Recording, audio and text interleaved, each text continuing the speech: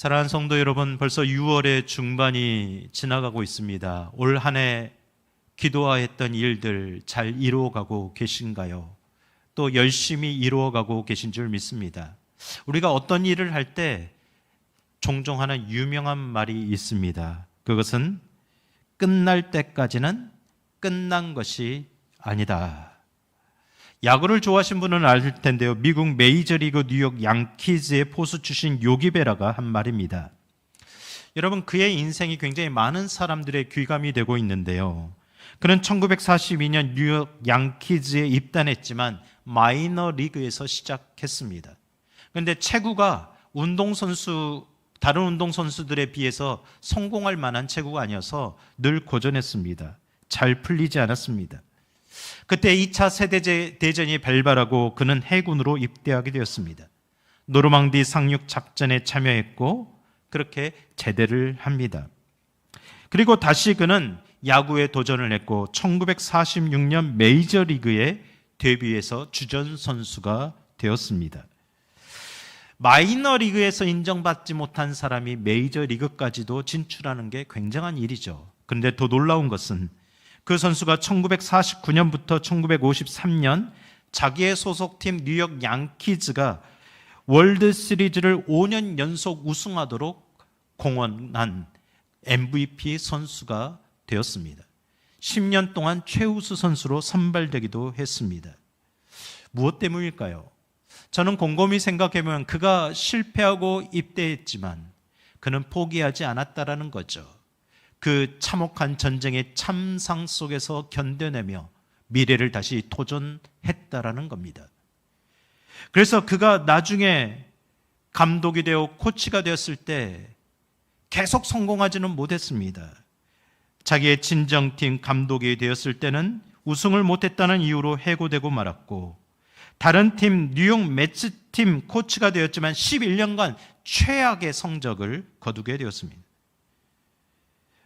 그 사람을 보면서 야, 저 사람과 저 팀은 이제 시즌이 다 끝나버렸다라고 말했습니다.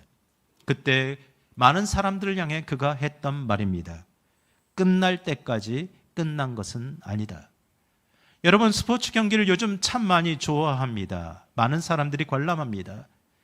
9회 말 투아웃, 투 스트라이크. 그럼에도 선수들은 끝까지 이 말을 되새깁니다.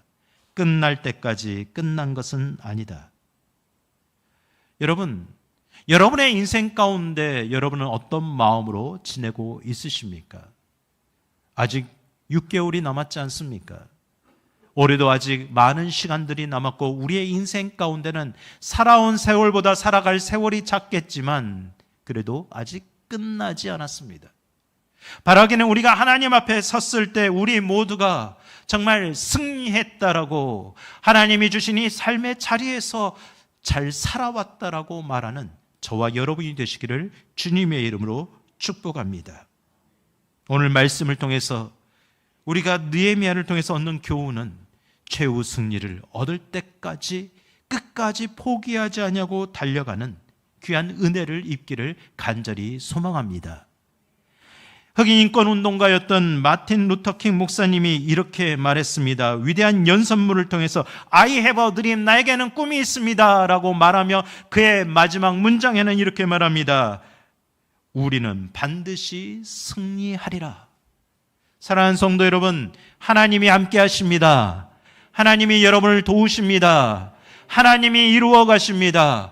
우리도 마지막에 이렇게 외쳐보시기를 원합니다. 우리는 반드시 승리하리라.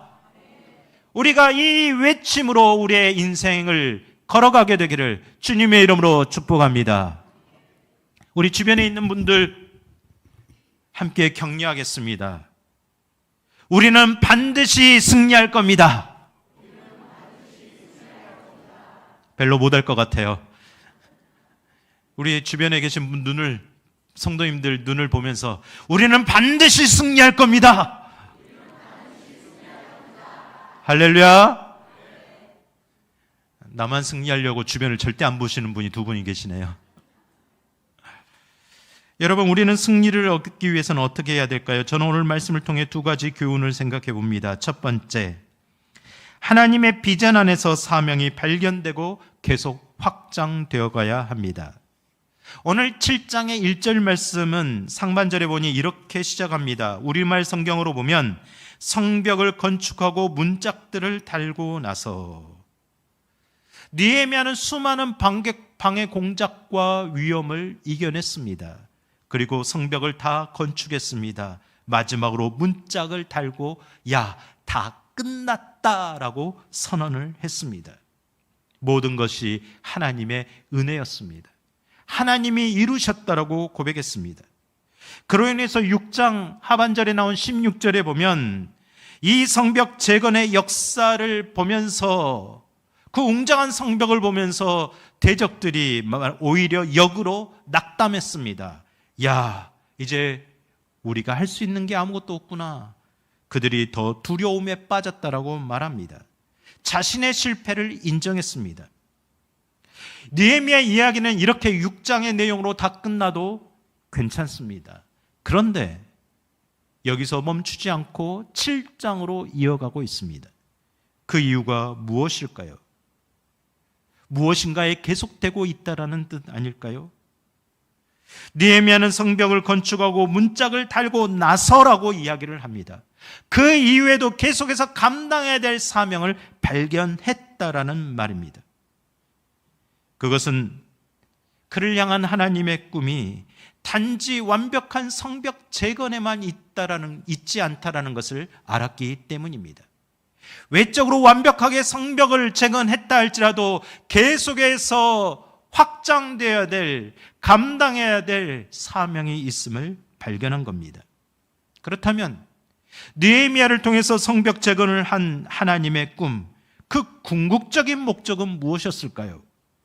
두 가지를 스가랴 8장에서 말씀합니다. 먼저 첫 번째 3절 말씀을 읽어보겠습니다. 여호와가 이같이 말하노라. 내가 시온에 돌아와 예루살렘 가운데 거하리니 예루살렘은 진리의 성읍이라 일컫겠고 만군의 여호와의 산은 성산이라 일컫게 되리라. 아멘. 원래 예루살렘은 진리의 성읍이었습니다. 하나님의 백성들이 하나님을 예배하는 성이었습니다. 성벽을 만들었다라는 것, 그 안에서 내가 편히 먹고 마시기 위한 것도 있겠지만 가장 우선적인 목적은 하나님을 섬기기 위한 것입니다. 하나님을 온전히 예배하는 공동체를 회복하기 원함입니다. 하나님의 백성으로서 진리의 공동체로 회복되기를 원하는 하나님의 마음을 알았습니다. 그리고 두 번째 5절에서 이렇게 말합니다. 그 성읍거리에 소년과 소녀들이 가득하여 거기에서 뛰놀리라. 얼마 전까지 예루살렘 성은 유령도시였습니다. 폐허였습니다. 아무도 돌아오고 싶지 않는 곳, 살고 싶지 않는 곳. 그런데 꿈을 꿉니다. 그곳에 소년과 소년이, 어린아이들이 기뻐하며 온 백성들이 행복하게 즐기길 하나님은 원하셨던 겁니다. 이 꿈이, 이 비전이 저 멀리 16,000km나 떨어진 페르시아 왕궁에 있던 느헤미야를 불러들인 겁니다. 느헤미야는 그러므로 거대한 성벽 재건이라는 승리와 기쁨에 도취되어 있지 않았습니다. 이제 내가 할 일 다 끝냈으니 이제 나는 편안한 그 페르시아로 다시 돌아갈 거야 라고 말하지도 않았습니다. 끝날 때까지 끝난 것이 아니다. 하나님의 궁극적인 목적, 그것을 이룰 때까지 나는 이곳에서 나에게 주신 이 부르심의 자리에서 사명을 다할 것이다. 그는 다시 결심하고 일을 시작하는 겁니다. 이것이 7장부터의 이야기입니다. 사랑하는 성도 여러분, 하나님이 부르신 우리의 삶의 자리에서 우리 끝까지 최선을 다해 나가기를 주님의 이름으로 축복합니다. 우리가 예배를 회복하고자 헌신할 때, 믿음을 회복하고자 헌신할 때, 여러분의 삶을 드릴 때 하나님께서도 여러분의 삶을 회복시켜 주실 것을 이 느헤미야를 통해서 다시 한번 깨닫는 은혜가 임하시기를 간절히 축복합니다. 여러분, 미국 고등학교 졸업식은 굉장히 성대하게 치러집니다. 우리나라와 문화와는 굉장히 다릅니다. 그래서 우리나라의 졸업식은 그냥 graduation, 졸업했다라고 말하는데 미국에서는 commencement라고 말합니다. 학위 수여식이라고 이야기하죠. 대학에서나 말하는 용어를 미국에서는 고등학교 때 20살이 되는 자녀들에게 이야기합니다. 그것은 어떤 학업 과정을 마치고 완성했다라는 의미도 있지만 더불어 진짜 성인이 되었다라는 이중적인 의미를 갖고 있습니다. 그래서 미국에서는요, 고등학교를 졸업한 이후가 진짜 인생의 시작이라고 말합니다. 이제 다음 진로를 찾아야지. 그런데 너는 부모로부터 독립하여서 스스로 살아가야 된다는 삶의 전환점을 인식시킵니다. 그래서 한 사람 한 사람 불러내어 그 아이들을 축복합니다. 우리나라는 어떻습니까? 여러분의 자녀들 20살부터 이렇게 독립하는 자녀들 쉽지 않죠. 여러분 캥거루족이 많지 않습니까? 엄마 품이 좋사오니 엄마가 해주는 따뜻한 밥, 엄마가 챙겨주는 그곳에서 벗어나는 건 집 나가면 개고생이잖아. 오랫동안 머물 거야. 이렇게 여기지 않습니까? 제가 지난 3월 한 대학에서 갓 20살이 된 청년들 한 20명 정도를 만났습니다. 그 청년들에게 너희들 이제 성인이잖아. 대학생이 됐잖아. 제일 하고 싶은 것이 뭐야? 라고 물었습니다. 일부에 들으신 분들은 대답하지 마시고요. 학생들이 가장 하고 싶은 게 뭐였을까요? 별로 생각이 없으세요? 우리 자녀들이 20살이 되면서 가장 하고 싶은 거는요, 20살이 되면 뭐가 나오죠? 성인을 인증하는 주민등록증이 나오죠. 그것을 가지고 떳떳하게 클럽과 술집을 들어가는 겁니다. 밤새도록 친구들과 즐기는 것이라고 99.9%가 이야기했습니다. 신앙에 상관없이, 남녀에 상관없이 모든 학생들이 똑같이 대답했습니다. 이들은 대학에 온 목적이 무엇일까? 이들의 인생의 목표 하나를 성취했는데 그 목적의 방향은 잃어버린 것은 아닐까라는 생각을 해봅니다. 우리들은 어떻습니까? 여러분 열심히 살아오셨잖아요. 많은 성도들이 나도 하나님을 위해 일하고 싶습니다. 나도 하나님을 위해 이 직업을 선택했습니다. 하나님의 나라를 위해 이 사업을 하겠습니다. 그렇게 간절히 소망하는 마음으로 출발합니다. 많은 시간과 노력을 투자하고 거대한 성벽을 완성하듯이 삶의 울타리를 만들어갑니다. 때로는 성공하기도 합니다. 세상에서 부러워하는 누군가와 같은 사람이 됩니다. 세상에서 유리한 위치에, 고지에 먼저 올라가기도 합니다. 남들보다 조금 더 여유로운 삶을 살아가기도 합니다. 그런데 여기에 문제가 있습니다. 그 성공 이후에 정작 내가 왜 이 일을 위해 달려왔는지, 이 일을 했는지, 이 직업을 가졌는지, 내가 왜 돈을 열심히 벌어야만 했는지 궁극적인 목적을 잃어버린 데 있습니다. 분명히 하나님을 위해 시작한 일인데, 하나님을 위해 시작한 사업인데, 내 모든 것이 선교를 위해서 하겠다라고 그렇게 생각했었는데 정작 이제 자기 돈벌이와 성공만이 남아 있습니다. 하나님은 전혀 고려되지 않고 있습니다. 이 부분에서 느헤미야는 저와 여러분들에게 아주 중요한 사실 한 가지를 도전하고 알려주고 있는 겁니다. 성벽이 건축되고 문짝을 단 후에 우리의 사명은 계속되어 확장되어야 된다는 겁니다. 사랑하는 성도 여러분, 여러분의 인생 가운데 목표와 목적이 구별되는 영적 안목이 있으시기를 축복합니다. 한 가지의 목표가 이루어졌다고 해서 그것이 다가 아닌 것처럼 궁극적인 목적을 잃어버리지 않는 그런 인생이 되길 원합니다. 그런 궁극적인 목적을 발견한 사람, 그 목표를 향해 계속해서 달려간다는 것입니다.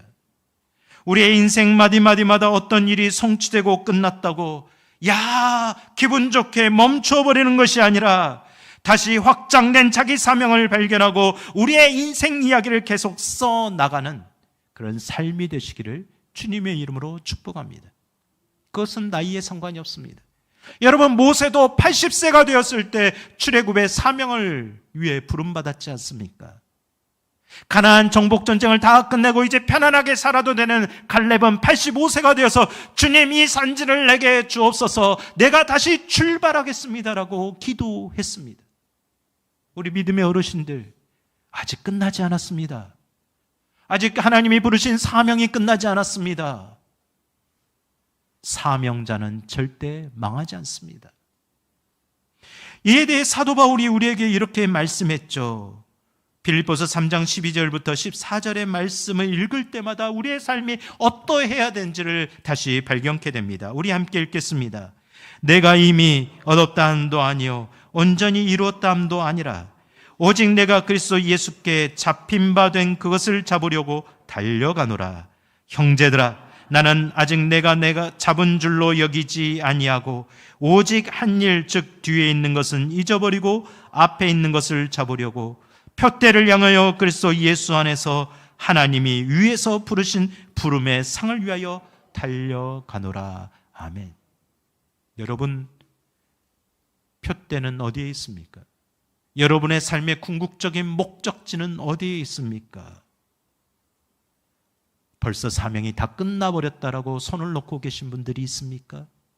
사랑하는 성도 여러분, 우리의 모든 삶의 자리에서 하나님이 부르신 그 상을 바라보며 표대를 향해 계속해서 전진해 나아가는 저와 여러분이 되시기를 주님의 이름으로 축복합니다. 우리가 그렇게 나아갈 때 주님의 약속의 말씀으로 우리에게 축복하십니다. 데살로니가후서 3장 16절 함께 읽겠습니다. 평강의 주께서 친히 때마다 일마다 너희에게 평강을 주시고 주께서 너희 모든 사랑과 함께 하시기를 원하노라. 아멘. 사랑하는 성도 여러분, 하나님의 말씀대로 다시 한번 멈추지 않고 사명을 확장시키고 부르신 자리에서 그 표대와 사명을 다해 달려가는 사랑하는 성도 여러분의 모든 일마다 때마다 걸음마다 주님의 평강이 함께 하시기를 주님의 이름으로 축복합니다. 두 번째, 우리는 하나님의 부르심 앞에 신실한 믿음의 사람들로 함께 세워져 가야만 합니다. 나도 세워져야 되고 우리 함께 신앙생활하는 우리 모두가 세워져야 됩니다. 어떤 사람들일까요? 1절 말씀 우리말 성경으로 다시 한번 읽어보겠습니다. 성벽을 건축하고 문짝들을 달고 나서 문지기와 노래하는 사람들과 레위 사람들을 임명했습니다. 문짝들을 다 달고 뭘 했습니까? 사람들을 세웠죠. 어떤 사람들입니까? 문지기와 노래하는 사람들과 레위인들이었습니다. 왜 문지기가 맨 앞에 나왔을까요? 여러분, 아직도 느헤미야가 있는 그 성에는 악한 자들의 공격, 하나님의 꿈을 무너뜨리려는 그런 사람들이, 대적들이 남아 있었기 때문입니다. 꼭 예수 그리스도의 보혈로 그 십자가에서 다 이루었다, 승리했다고 말씀하셨지만 그 사단의 권세를 따르는 세력들이 이 세상에 남아 우리 성도들을 무너뜨리려고 호시탄탄 노리고 있는 것과 같습니다. 6장 18절 하반절부터 19절에서 이렇게 말씀하죠. 우리말 성경으로 한번 읽어볼까요? 그들은 계속해 그의 선한 행실을 내 앞에서 이야기했고 또 내 말을 그에게 전했습니다. 그래서 도비아는 나를 협박하기 위해 편지를 보냈습니다. 여러분, 예루살렘 성 내에는요, 도비아와 같은 대적들과 결혼 동맹을 맺어서 끊임없이 느헤미야를 방해하는 사람들이 있었습니다. 끊임없이 하나님의 꿈을 방해하는 자들이 남아 있었던 거죠. 느헤미야는 다시 이스라엘 공동체가 무너지는 것을 원하지 않았습니다. 그래서 그에게는 진실로 헌신된 사람들이 필요했습니다.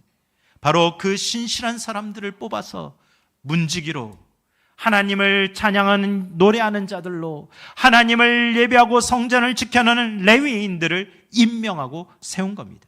마치 우리 교회가 장로님, 안수집사님, 권사님, 집사님, 직분자들을 세우는 것처럼, 성전의 문지기를 세우는 것처럼 그렇게 직분자를 세웠습니다.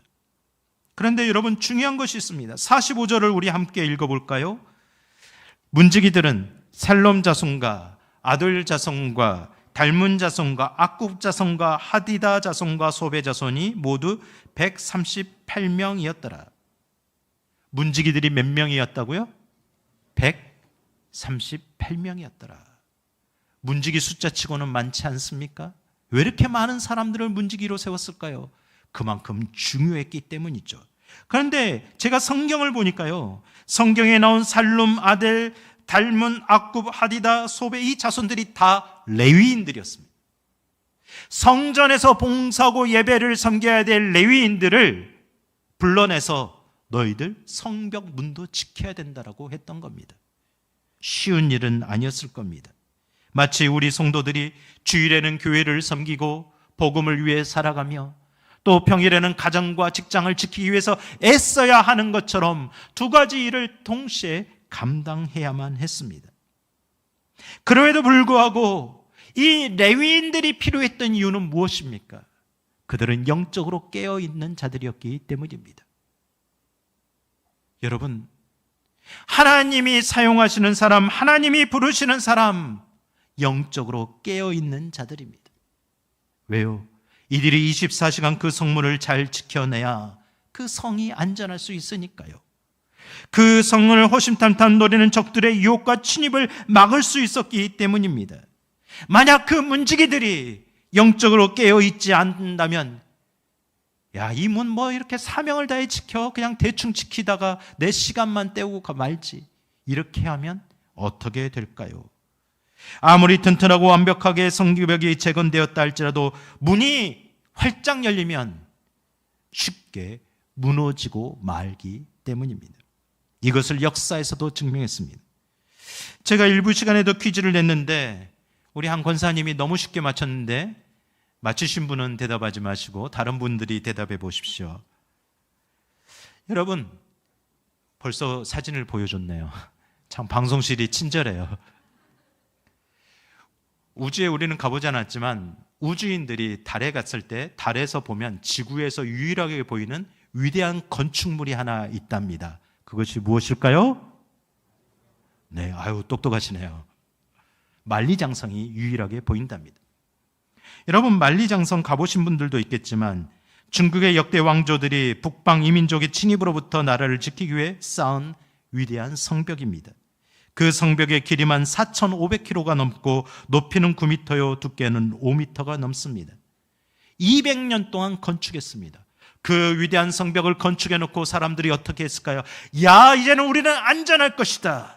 어느 누구도 기어올 수 없고 어떤 힘으로도 무너뜨릴 수 없고 아무리 많은 병력이 둘러싸도 할 수 없는 위대한 성벽을 우리가 건축했다.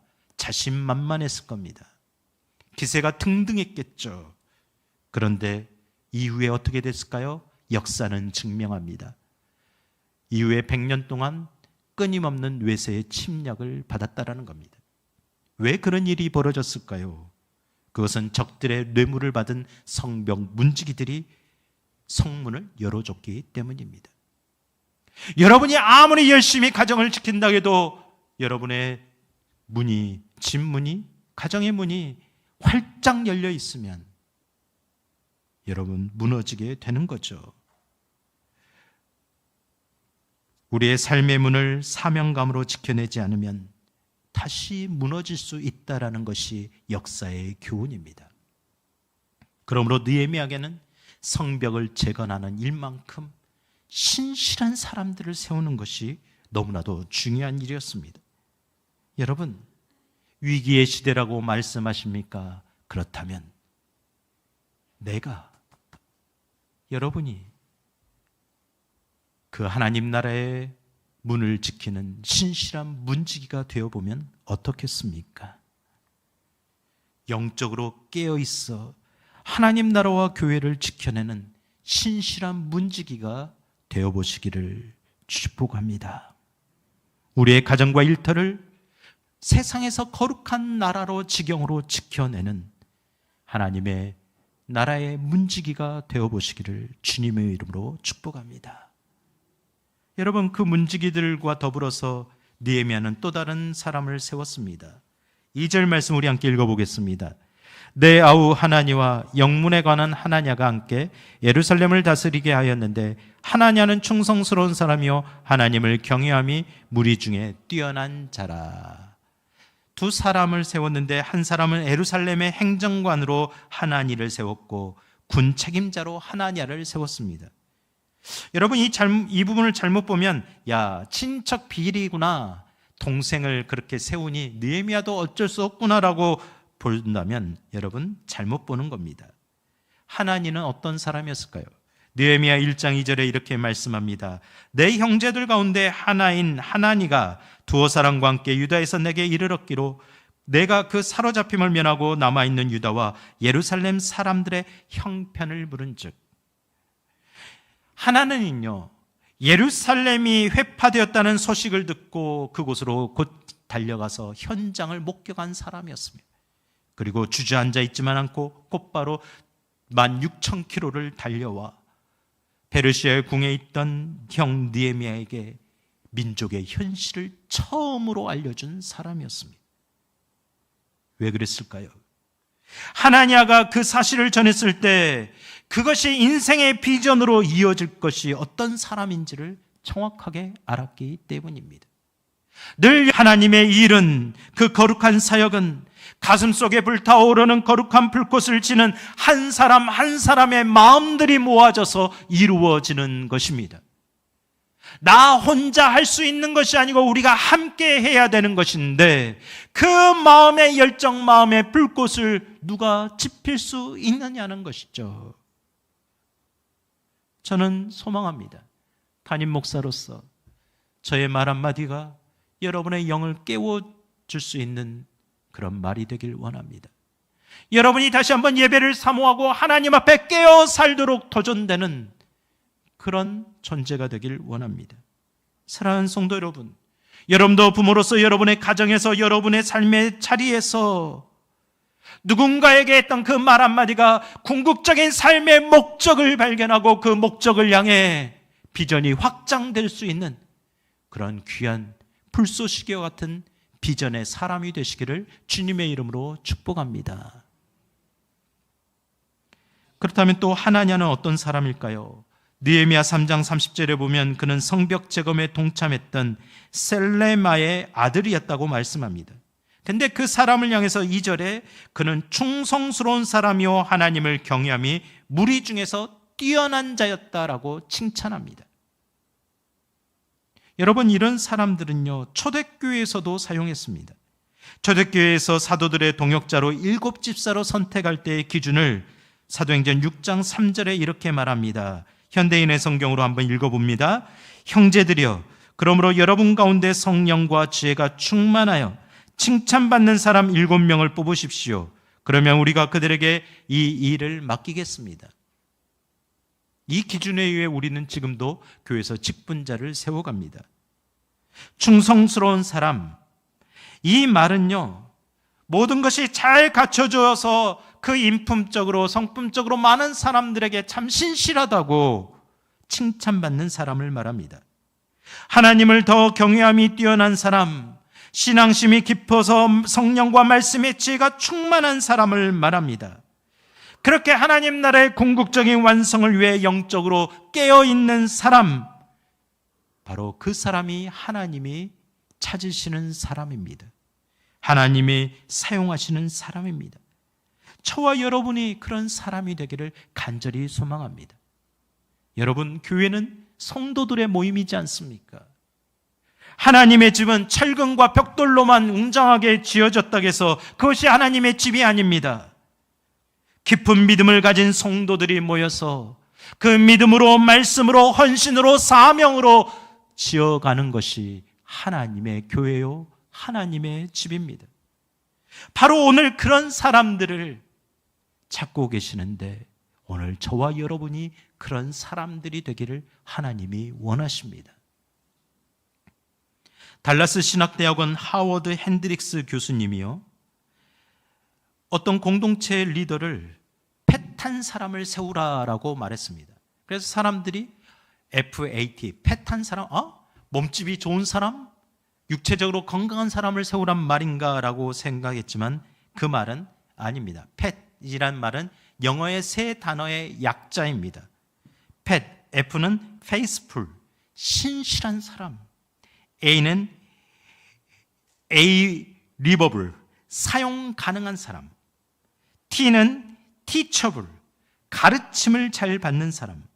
즉 종합해보면 신실하고 무슨 일에든지 쓰임받을 수 있도록 준비되고 있으며 항상 겸손하게 가르침을 받고 배울 자세를 갖춘 영적으로 풍성한 사람이 그 공동체의 리더들이 된다면 그곳은 살아나게 될 것이라고 말합니다. 저와 여러분이 그런 사람이 되어가면 어떻겠습니까? 여러분, 오늘 느헤미야서는 우리에게 도전을 하고 있습니다.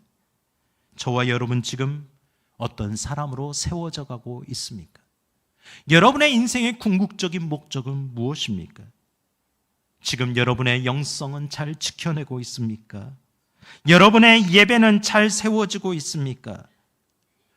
우리에게 맡겨진 삶의 터전을 충성스럽게 성실하게 그 문을 지켜내며 나아가고 있습니까? 혹여나 여러분에게 맡겨진 그 성내에 있는 사람들, 그 자녀들, 그 많은 사람들, 무너지고 포기한 사람들은 없습니까?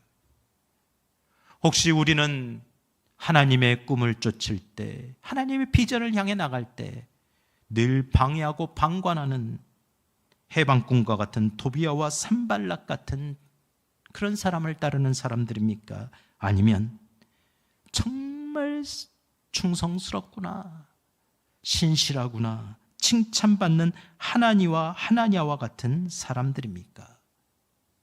우리는 지금 어떤 자리에 서 있습니까? 우리는 어떤 사람이 되어가고 있습니까?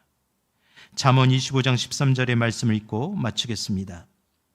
충성된 사자는 그를 보낸 이에게 마치 추수하는 날의 얼음 냉수 같아서 능히 그 주인의 마음을 시원하게 하느니라.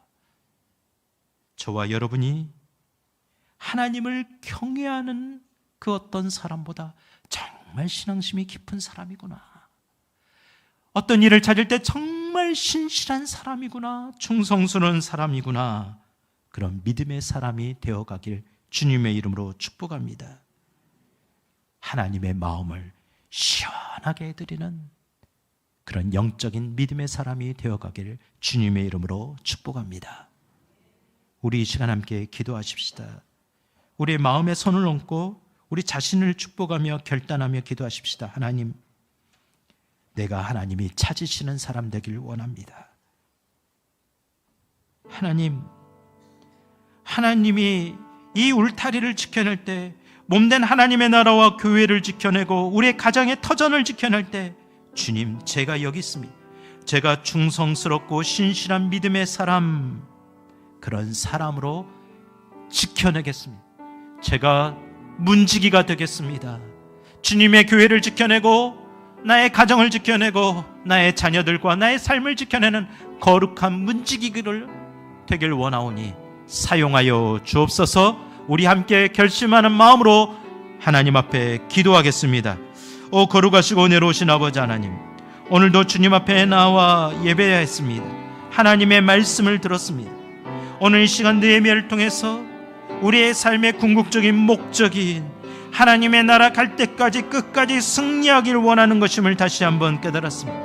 하나님, 우리가 이것을 했다고 해서 내 인생이 다 살았다고 해서 이제 끝이다라고 말하지 않기를 원합니다. 끝날 때까지 계속 승리하기를 원합니다. 하나님의 사역에 그 사명을 확장시켜 나가기를 원합니다.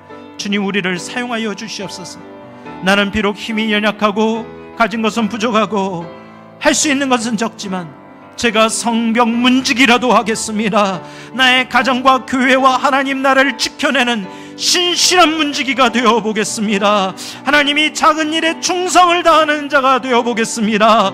하나님, 하나니와 같은 주님의 동역자가 되겠습니다. 하나님의 비전의 사람들을 키워내고 그들을 하나님의 일로 나아갈 수 있도록 독려하는 하나니아가 되겠습니다. 주님, 나를 사용하여 주시옵소서. 우리 교회를 사용하여 주시옵소서. 몸된 우리 교회 안에 우리의 성도들이 하나님의 보실 때 참 그렇구나, 어느 누구보다도 하나님을 깊이 경외하는 자들이 여기 있구나, 하나님 앞에 충성스럽고 사람들 앞에 인정받는 사람들이 여기 있구나, 칭찬받기를 원합니다. 주님, 우리가 그런 사람으로 세워지길 원합니다. 우리를 세워주시옵소서. 나를 세워주시옵소서. 나를 통해 하나님의 일을 이루어가 주시옵소서. 우리를 사랑하시는 예수님의 이름으로 기도드립니다. 아멘.